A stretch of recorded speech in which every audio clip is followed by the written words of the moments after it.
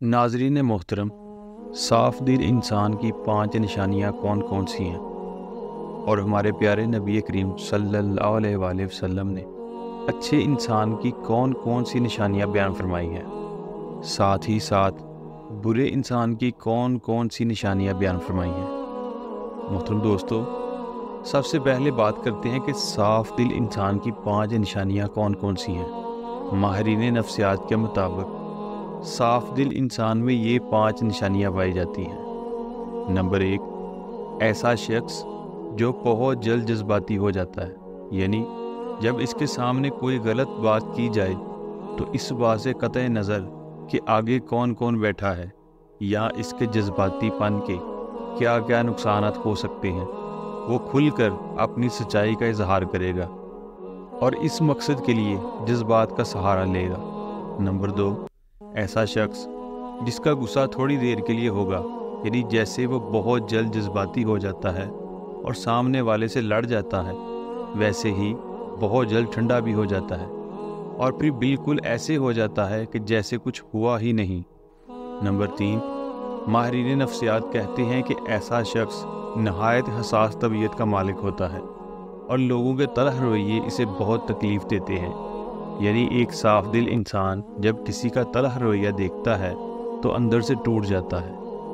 Number 4, ऐसा शख्स जो हर रिश्ते को दिमाग के बजाय अपने दिल से निभाएगा, यानी जिसके साथ तलक निभाएगा दिल से निभाएगा, बुरे का पूरा इसी का हो जाएगा और हर दम इसकी खैर और भलाई के लिए बेकरार रहेगा। और नंबर 5, माहिरीन नफ्सियात के मुताबिक एक अच्छे और साफ दिल इंसान की 5वीं निशानी ये है कि ऐसा शख्स कभी किसी के दिल में अपने लिए वो खलूस और मोहब्बत नहीं जगा पाएगा जो वो दूसरों के लिए महसूस करता है।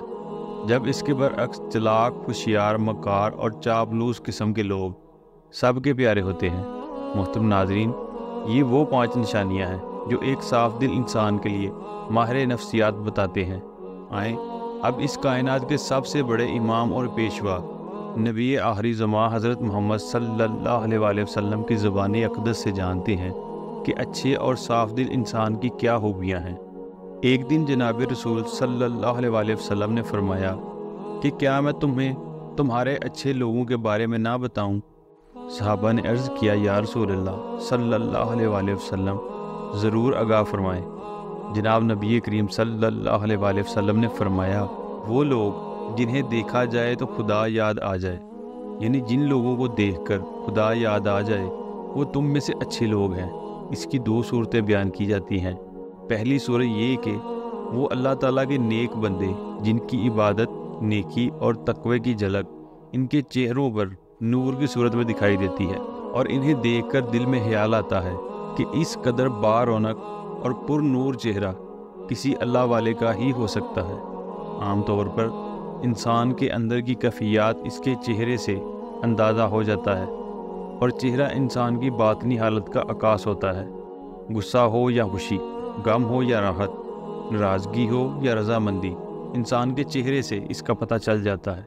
इसी तरह इंसान के नेक अमाल और बुरे अमाल के असरात भी चेहरे से ज़ाहिर होते हैं। बुखारी शरीफ की एक रवायत है, हज़रत मोहम्मद सल्लल्लाहु अलैहि वसल्लम ने अपने एक ख्वाब का मंजर बयान फरमाया कि मैंने ऐसे लोगों का एक हजूम देखा जिनके चेहरों की कैफियत ये थी कि चेहरे का निसफ हिस्सा खूबसूरत और बाकी निसफ हिस्सा बदसूरत था। फरिश्तों से पूछा कि ये कौन लोग हैं? उन्होंने बताया कि ये आपकी उम्मत के वो लोग हैं जो अच्छे और बुरे अमाल दोनों करते रहे हैं। अमाल साले भी उन्होंने किए हैं और अमाल स्याह में भी पीछे नहीं रहे। इनके नेक अमाल इनके चेहरों पर हुस्न की सूरत में नज़र आ रहे हैं और बुरे अमाल चेहरों पर बदसूरती के तौर पर नुमायाँ हैं। इसलिए अल्लाह तबारक व तआला के नेक और मुखलिस बंदों के चेहरों पर इनके खलूस और नेक अमाल का नूर होता है और इनके बारौनक और नूरानी चेहरों को देखकर खुदा की याद ताज़ा हो जाती है। जबकि दूसरी सूरत में इसका एक मायने ये भी किया जाता है कि वो लोग जिनके अमाल व हरकात, इनका उठना बैठना, लेन देन, इबादत व मामूलात और अहलाक व मामलात अल्लाह तबारक व तआला और रसूल खुदा सल्लल्लाहु अलैहि वसल्लम के अहकामात के मुताबिक होते हैं, इन्हें देखकर एक मुसलमान की अमली ज़िंदगी का नक्शा सामने आ जाता है। اور خدا یاد آتا ہے۔ اس کے علاوہ حضرت محمد صلی اللہ علیہ وسلم نے ارشاد فرمایا کہ کامل مومن وہ ہے جس کے اخلاق اچھی ہوں۔ مومن اپنے حسن اخلاق سے دن میں روزہ رکھنے والے اور رات میں عبادت کرنے والے کا درجہ پا لیتا ہے۔ حضور نبی کریم صلی اللہ علیہ وسلم کا ارشاد ہے کہ تم میں بہترین شخص وہ ہے جس کے اخلاق سب سے اچھے ہوں۔ ہمارے اخلاق ہمارے خالق و مالک کے ساتھ بھی اچھے ہونے چاہیے، اور بندوں کے ساتھ بھی خالق و مالک کے ساتھ اچھے اخلاق کا مطلب یہ ہے کہ اسے ایک جانے، اس کا ہمسر کسی کو نہ بنائیں، جو مال اس نے دیا ہے اس میں سے اس کی راہ میں خرچ کریں، نماز کی پابندی کریں، یوم آخرت پر یقین رکھیں، یوم آخرت پر ایمان رکھیں، قرآن پاک اور دیگر آسمانی کتابوں پر ایمان رکھیں، اس کی حلال کردہ چیزوں کو حلال اور حرام کردہ چیزوں کو حرام جانیں، ہمیشہ اپنے خالق و مالک کا شکر ادا کرتے رہیں اور تکلیف پہنچنے پر صبر کریں۔ اسی طرح ہمارے اخلاق بندوں کے ساتھ بھی اچھے ہونے چاہیے۔ اچھے اخلاق کے لیے علم کا ہونا ضروری ہے، اس لیے علم حاصل کریں اور اس علم سے لوگوں کو فائدہ پہنچائیں۔ ماں باپ کی فرما برداری کریں، انہیں کبھی جھڑکے نہیں، ان کے ساتھ نرمی سے بات کریں، انہیں اف تک نہ کہیں، ان کی صحت کا خیال رکھیں، ان کو اپنے ساتھ رکھ کر ان کی خدمت کریں۔ بندوں کے ساتھ اچھے اخلاق میں یہ بھی ہے کہ رشتہ داروں کے ساتھ صلح رحمی سے پیش آئیں، رشتوں کو نبھائیں، رشتوں کو جوڑیں۔ حضور نبی کریم صلی اللہ علیہ وسلم کا ارشاد ہے کہ جو تمہیں محروم کرے تم اسے عطا کرو۔ ایک اور جگہ آپ صلی اللہ علیہ وسلم نے فرمایا کہ لمبی عمر چاہتے ہو تو اپنے رشتہ داروں کے ساتھ صلح رحمی کرو۔ اچھے اخلاق کی ایک علامت یہ بھی ہے کہ ہم سلام میں پہل کریں، سلام کو عام کریں، ہر جاننے والے اور انجان مسلمان کو سلام کریں، جبکہ آج یہ بات عام ہو چکی ہے کہ ہم صرف اسی کو سلام کرتے ہیں جس کو ہم جانتے ہیں۔ ناظرین محترم، جہاں نبی کریم صلی اللہ علیہ وسلم نے اچھے لوگوں کی دو خصوصیت بیان فرمائی، وہیں پر فرمایا کیا میں تمہیں تمہارے برے لوگوں کے بارے میں نہ بتاؤں؟ صحابہ کرام نے عرض کیا یا رسول اللہ ضرور بیان فرمائیں۔ آپ صلی اللہ علیہ وسلم نے 3 باتوں کا ذکر فرمایا۔ ایک یہ کہ چغلیاں کھانے والے، یعنی ایک دوسرے کی چغلی کرنے والے لوگ، چغلی کہتے ہیں ایک دوسرے کو ہوا مہوا باتیں پہنچانے والے، ایک کی بات دوسرے کے آگے، دوسرے کی تیسرے کے آگے اور تیسرے کی بات چوتھے کے آگے۔ اس کا ہمارے ہاں عام طور پر رواج پایا جاتا ہے، اور ہم میں سے بہت سے لوگوں کی یہ عادت بن گئی ہے کہ بلا وجہ لوگوں کو یہ بتاتے رہتے ہیں کہ فلاں تمہارے بارے میں یہ کہہ رہا تھا اور فلاں جگہ تمہارے بارے میں یہ باتیں ہو رہی تھی۔ بلا ضرورت ایسی باتیں کرنا شرن گناہ کبیرہ شمار کیا جاتا ہے، لیکن ہمارے ہاں سرے سے اس کو گناہ ہی نہیں سمجھا جاتا، حالانکہ یہ باتیں اکثر جھگڑوں کا باعث بنتی ہیں۔ ہمارے معاشرے میں ہونے والے باہمی تنازعات اور جھگڑوں کی وجہ تلاش کی جائے تو اکثر تنازعات کے پس منظر میں کوئی نہ کوئی چغلی کار فرما ہوتی ہے، چنانچہ یہ بہت برا عمل ہے اور اسے جناب نبی کریم صلی اللہ علیہ وسلم نے برے لوگوں کی علامت قرار دیا ہے۔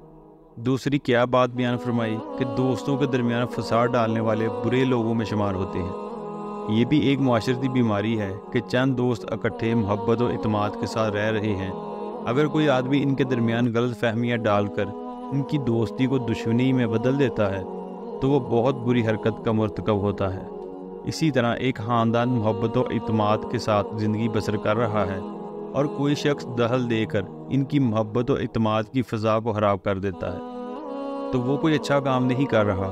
محبت و اعتماد کی فضا خاندانوں میں ہو، دوستوں میں ہو، مشترکہ کام کرنے والوں میں ہو، اس میں فساد ڈالنے والے کو جناب رسول صلی اللہ علیہ وسلم نے برے لوگوں میں شمار کیا ہے۔ تیسری بات حضور صلی اللہ علیہ وسلم نے بیان فرمائی کہ شریف اور باعزت لوگوں میں عیب تلاش کر کے انہیں بدنام کرنے والے بھی برے لوگ ہوتے ہیں۔ عیب اور کمزوری سے کوئی شخص پاک نہیں ہے، لیکن اللہ تعالیٰ اپنے فضل و کرم کے ساتھ اکثر لوگوں کا پردہ رکھتے ہیں۔ اب ایک عزت کے ساتھ زندگی بسر کر رہا ہے، لوگ اس کا احترام کرتے ہیں اور اسے اچھا آدمی سمجھتے ہیں، لیکن کوئی شخص بلا وجہ اس کی ٹو میں لگا رہتا ہے کہ اس کی کوئی کمزوری ہاتھ لگے تو اسے بدنام کروں، اس کا کوئی عیب میرے علم میں آئے تو اس کا پروپوگنڈا کر کے اس کی عزت کو خراب کروں۔ خاص طور پر معزز اور شریف لوگوں کے حالات کا تجسس کر کے ان کے عیوب ڈھونڈنا، پھر انہیں منتشر کر کے ان کی بدنامی اور بے عزتی کا باعث بنانا کوئی اچھی صفت نہیں ہے۔ حضور اکرم صلی اللہ علیہ وسلم نے ایسا مزاج رکھنے والے کو برے لوگ قرار دیا ہے۔